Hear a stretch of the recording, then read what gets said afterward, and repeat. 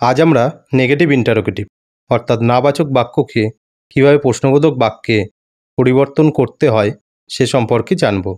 যদি কোনো নেগেটিভ সেন্টেন্সে নাউন থাকে তাহলে নটটি নাউনের আগে বসে। যেমন Raju is not going to school, Raju স্কুলেতে যাচ্ছে না। এই বাক্যটিকে ইন্টারোগেটিভ করলে হবে is not Raju going to school, Raju কি স্কুলে যাচ্ছে না। তাহলে দেখো, ইন্টারোগেটিভ করার সময় ইজ অক্সিলারি ভার্বটি প্রথমে বসেছে, তারপরে রাজু নাউনের আগে নট বসেছে, তারপরে বাকি অংশ গোয়িং টু স্কুল বসেছে।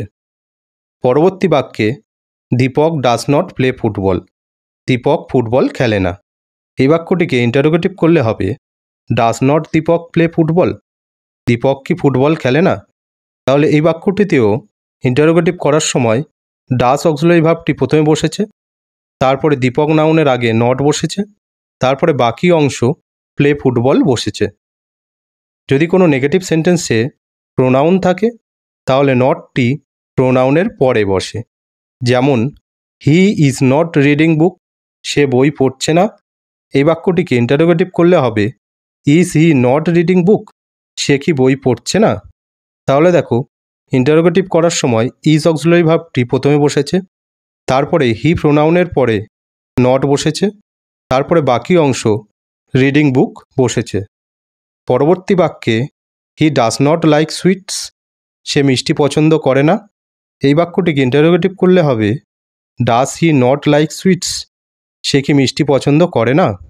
তাহলে দেখো, এখানেও ডাজ অক্সিলারি ভার্বটি প্রথমে বসেছে, তারপরে হি প্রোনাউনের পরে নট বসেছে, তারপরে বাকি অংশ লাইক সুইটস বসেছে। যদি আমরা ইন্টারোগেটিভ সেন্টেন্সে অক্সিলারি ভার্ব এবং নটের কন্ট্রাক্টেড ফর্ম অর্থাৎ সংক্ষিপ্ত রূপ ব্যবহার করি, যেমন do not, don't, does not, doesn't, তাহলে নাউন এবং প্রোনাউন উভয়েরই আগে নট বসে। যেমন you do not like him, তুমি তাকে পছন্দ করো না। এ বাক্যটিকে ইন্টারোগেটিভ করলে ডোন্ট ইউ লাইক হিম, তুমি কি তাকে পছন্দ করো না।